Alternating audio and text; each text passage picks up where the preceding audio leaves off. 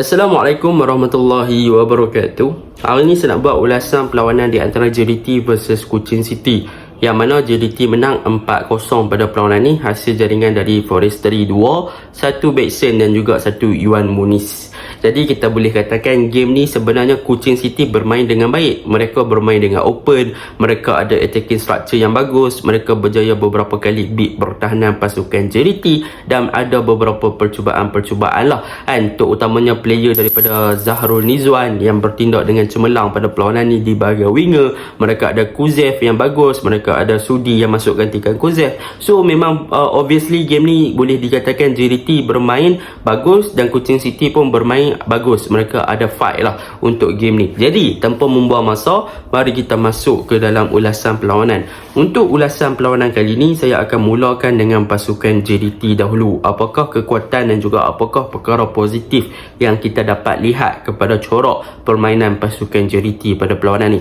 Okey, untuk pasukan JDT pada perlawanan ni, apa yang kita boleh puji tentang pasukan JDT adalah terutama daripada segi build-up mereka, yang mana kalau kita lihat daripada segi bahagian bawah, mereka punya corak menyerang ataupun daripada mereka play from the behind ataupun daripada bawah lah, apa yang kita boleh katakan mereka akan sentiasa dalam pembentukan back 3. Tetapi kita boleh nampak ada beberapa corak yang berbeza dalam pembentukan back 3 mereka ketika mereka progress the ball daripada bahagian bawah, iaitu untuk game ni kita boleh nampak yang sebenarnya JDT lebih prefer untuk utilize penggunaan daripada Matt Davis di bahagian kanan yang sentiasa naik untuk buat overlap dan juga memberi support kepada Arif Aiman. Jadi apa yang berlaku kepada fasa di bahagian bawah adalah pembentukan back 3 akan sentiasa berada di antara Hong Wan akan cover up tempat Matt Davis, Jody Ahmad di tengah dan Feroz di bahagian kiri. Dan dalam pada masa yang sama kita boleh nampak juga sekiranya Matt Davis tak diguna pakai dalam fasa build up ataupun di kawasan kanan untuk naik lebih tinggi ataupun lebih advance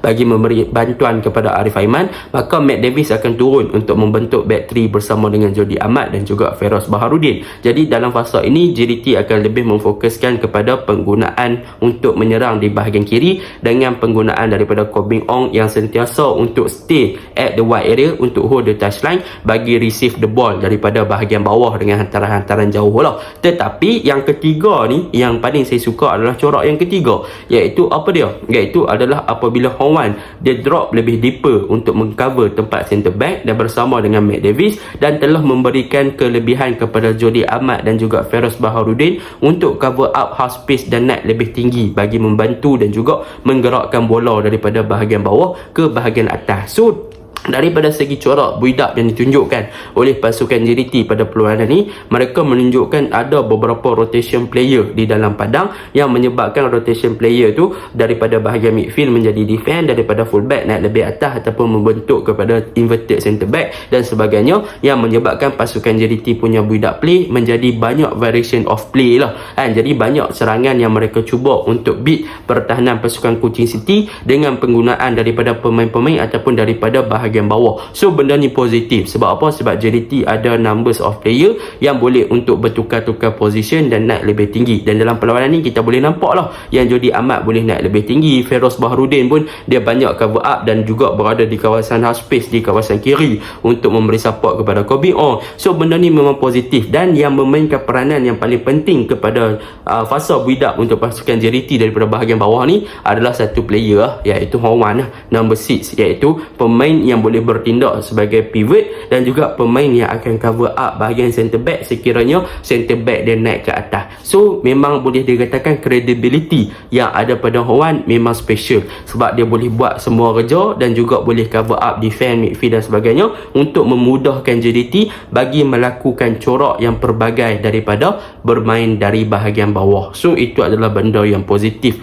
yang boleh saya katakan tentang pasukan JDT. Yang kedua, kalau kita lihat kepada dimensi di bahagian tengah pasukan JDT, iaitu gandingan daripada Leandro, Endrick Dos Santos dan juga Hong Wan. Cumanya untuk game ni kita boleh nampak Endrick Dos Santos dan juga Leandro mereka memberikan variation ataupun kepelbagaian kepada bahagian midfield pasukan JDT ataupun dimensi yang baru kepada bahagian orang kata apa, bahagian tengah pasukan JDT adalah apabila mereka berdua ni bukan sahaja setakat player yang ada kreativiti dan juga boleh untuk link up play dengan bahagian striker seperti seperti Bexon dan juga Forestry. Tetapi kedua-dua player ni mempunyai work rate yang bagus, yang mana kalau kita lihat sekiranya JDT tak ada ruang untuk penetrate bahagian defense ataupun middle third pasukan Kuching City, apa yang dilakukan oleh JDT iaitu Endrick dan juga Leandro adalah mereka akan drop lebih deeper untuk collect the ball daripada bahagian bawah. Dan apa yang dilakukan oleh kedua-dua player ni adalah mereka akan cuba change side dengan hantaran-hantaran jauh. Kita boleh nampak ya, Endrick Dos Santos beberapa kali drop lebih deeper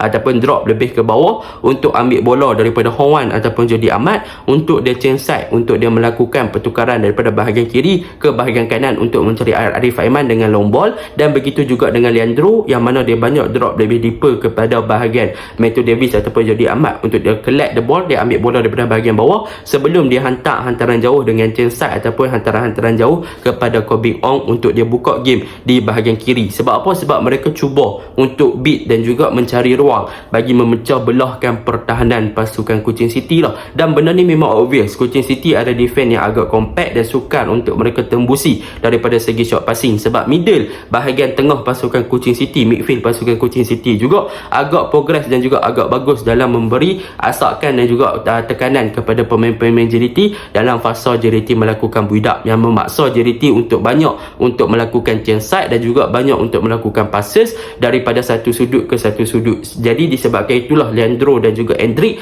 banyak untuk drop lebih deeper bagi membolehkan bahagian fullback ataupun winger mereka boleh stretch out the game dan bermain dengan hantaran-hantaran jauh dengan meletakkan bola di bahagian belakang pertahanan pasukan Kuching City. Jadi benda tu positif lah, sebab mereka cuba untuk cari jalan bagaimana nak beat ataupun nak memecah belahkan blok pertahanan, terutamanya di bahagian midfield pasukan Kuching dan juga dengan pasukan Kuching City di bahagian backline mereka. Jadi itu yang kedua yang positif. Yang ketiga, kalau kita lihat antara corak permainan yang kita boleh nampak untuk pasukan JDT ni, yang bagus adalah tentang combination play antara Bexon dan juga Forestry. Boleh saya katakan kedua-dua player ni positif lah tentang corak permainan mereka dalam berinteraksi antara satu sama lain. Cumanya kalau dalam game ni, macam video yang sebelum ni saya cakap, Forestry sekarang dah lebih kepada top striker ataupun lebih kepada striker utama berbanding Bexon. Bermaksud sekiranya Forestry berada dalam padang bersama dengan Bexon, Forestry akan berada di hadapan Bexon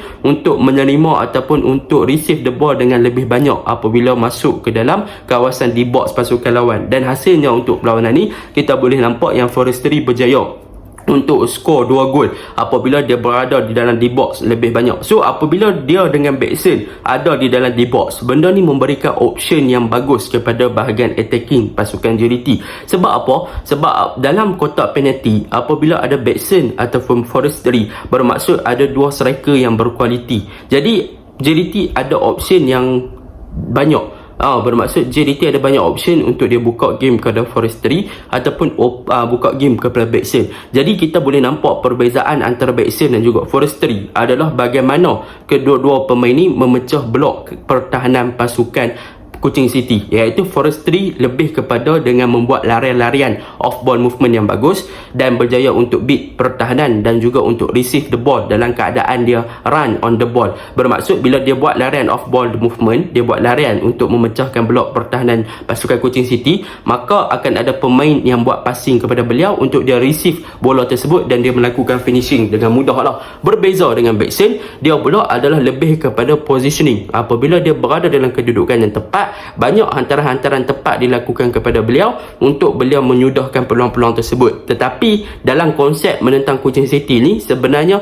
banyak hantaran-hantaran yang dilakukan oleh pemain-pemain JDT kepada Bexon ataupun Forestry adalah lebih kepada bola di hadapan ataupun bola ke kaki pemain-pemain JDT itu sendiri untuk mereka beat ketika pemain-pemain JDT membuat larian. Sebab apa? Sebab mereka nak letakkan bola tepat kepada kaki sewaktu pemain-pemain tengah berhenti. Memang susah sikit sebab pemain-pemain Kuching City lebih bagus daripada segi awareness ataupun kesedaran dalam padang untuk mereka melakukan interception ataupun blocking. So perbezaan antara kedua player ni lah yang membuatkan kedua-dua player ni special apabila mereka berada dalam padang. Dan yang paling penting, kedua-dua player ni tak tamak. Bermaksud Forestry kalau gol, Bexon tak terasa. Bexon kalau gol, Forestry pun tak terasa. So kedua-dua player ni memang saling untuk kejar gol antara satu sama lain, tetapi dalam pada masa yang sama mereka masih lagi meletakkan kelab sebagai mereka punya priority priority ataupun keutamaan, bukannya lebih kepada individual achievement. So banyaklah keputusan yang dibuat kepada mereka yang lebih kepada team. So kalau ada peluang yang lebih kepada Backson untuk skor,